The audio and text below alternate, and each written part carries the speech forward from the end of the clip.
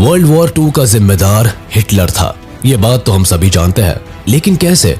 इस बात को समझने के लिए आपको पहले ये समझना होगा कि आखिर एक सीधे साधे परिवार से आने वाला लड़का जो केवल प्रीस्ट और आर्टिस्ट बनना चाहता था, इतना बड़ा क्रूर तानाशाह कैसे बन गया। आखिर कैसे हिटलर ने करोड़ों लोगों को बिना सोचे मौत के घाट उतार दिया। ग्रेट डिप्रेशन के बाद जर्मनी की हालत नाजुक थी। हिटलर ने इस मौके का फायदा उठाया और अपनी पार्टी का प्रचार करने लगा। वो बड़ी बड़ी रैलीज करता, लोगों को इकट्ठा करता, नारेबाजी करता और सबसे जरूरी चीज स्पीचेस देता। हिटलर की आवाज में जादू था। वो अपने भाषण से किसी को भी मैनिपुलेट करने की क्षमता रखता था। उसने अपना नाजी प्रोपेगेंडा चलाया और ज्यादा से ज्यादा जर्मनी को अपनी बातों में फंसा लिया। हिटलर ने लोगों से वादा किया कि वो जर्मनी की किस्मत को बदल देगा। वो ट्रीटी ऑफ वर्साय को कभी नहीं मानेगा और जर्मनी का बदला बाकी के सभी देशों से लेगा। जर्मनी की जनता हिटलर की बातों से प्रभावित हुई, जिसके बाद जर्मनी में चुनाव हुए और हिटलर की नाजी पार्टी उसमें जीत गई।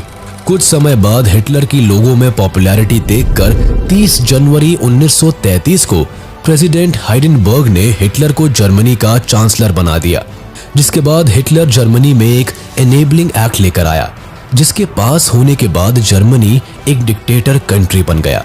इस एक्ट ने हिटलर को जर्मनी की सारी पावर सौंप दी। हिटलर के हाथ में सत्ता के आते ही इसने जर्मनी का पूरा रूप ही बदल के रख दिया। इसने सबसे पहले 1933 में जर्मनी को लीग ऑफ नेशन से बाहर किया। फिर 1938 में राइनलैंड नाम की जगह को वापस अपने कब्जे में किया, जो ट्रीटी ऑफ वर्साय के अकॉर्डिंग जर्मनी से छीन ली गई थी। साथ ही ऑस्ट्रिया और जर्मनी को दोबारा एक किया गया। इसके बाद हिटलर ने वेस्टर्न जर्मनी की ओर अपना रुख मोड़ा और चेकोस्लोवाकिया पर कब्जा कर लिया। कुल मिलाकर कुछ सालों में हिटलर ने जर्मनी की किस्मत चमका दी थी। हिटलर ने अपने देश की इकोनॉमिक कंडीशन को ठीक करने के लिए वॉर का डिसीजन लिया। सितंबर 1, 1939 को हिटलर पोलैंड पर हमला बोल देता है। इस हमले के लिए भी जर्मनी एक अच्छा खासा प्लान बनाता है। जर्मनी अपने ही सैनिकों को पोलैंड की यूनिफॉर्म पहनाकर खुद के खिलाफ एक अनाउंसमेंट करवाता है, जिससे लोगों को लगे कि पोलैंड ने पहले जर्मनी पर हमला बोला है। जर्मनी तो केवल उसके किए हुए का जवाब दे रहा है। तो बस प्लान के सक्सेसफुल होते ही जर्मनी पोलैंड पर हमला बोलता है, जिसके बाद 2 दिन के अंदर ही इस वॉर में फ्रांस और यूके भी पार्टिसिपेट करते हैं। वो इसलिए क्योंकि इन दोनों देशों ने पोलैंड के साथ एक अलायंस बनाई हुई थी, जिसके अकॉर्डिंग अगर कोई भी देश इन तीनों में से किसी के ऊपर भी हमला बोलता है तो बाकी के दोनों देश उस देश की तरफ से लड़ेंगे। जिसके बाद 3 सितंबर को यूके और फ्रांस जर्मनी पर अटैक कर देता है, जिसमें Australia, New Zealand, south Africa and Canada भी शामिल हो जाते हैं। वॉर की शुरुआत में जर्मनी के साइड से जापान और इटली होते हैं, जो हर हाल में जर्मनी का साथ देने को तैयार रहते हैं। ये दोनों देश जर्मनी की ओर से वॉर एंड तक लड़ते हैं।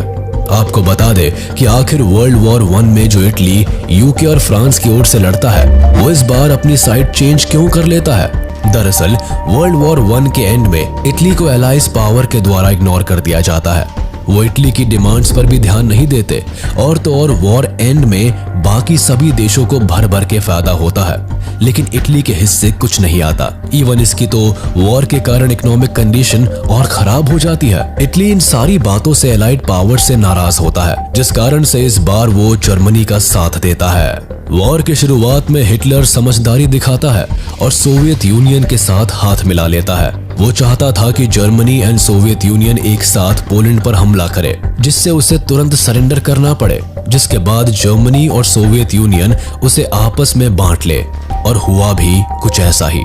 दोनों देशों ने उस पर एक साथ हमला किया और जीतने के बाद उसे आपस में आधा आधा बांट लिया। ये सब देखकर फ्रांस और यूके भड़के हुए होते हैं। इस बात को समझते हुए हिटलर इन दोनों देशों को पीस का एक प्रस्ताव भी भेजता है, लेकिन ये दोनों देश उस प्रस्ताव को रिजेक्ट कर देते हैं, जिससे जंग जारी रहती है।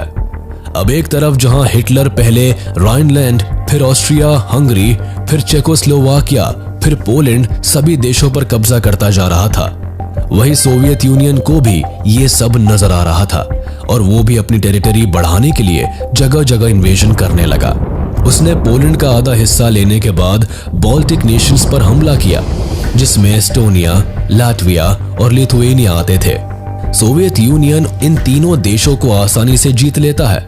इसके बाद सोवियत यूनियन फिनलैंड पर कब्जा करता है, जिसके बाद सोवियत यूनियन खुद को लीग ऑफ नेशन से अलग कर लेता है। दूसरी ओर हिटलर की ज्यादा से ज्यादा टेरिटरी हासिल करने की चाह और बढ़ती जा रही थी, जिस कारण वो अप्रैल 1940 में डेनमार्क और नॉर्वे पर भी हमला बोल देता है।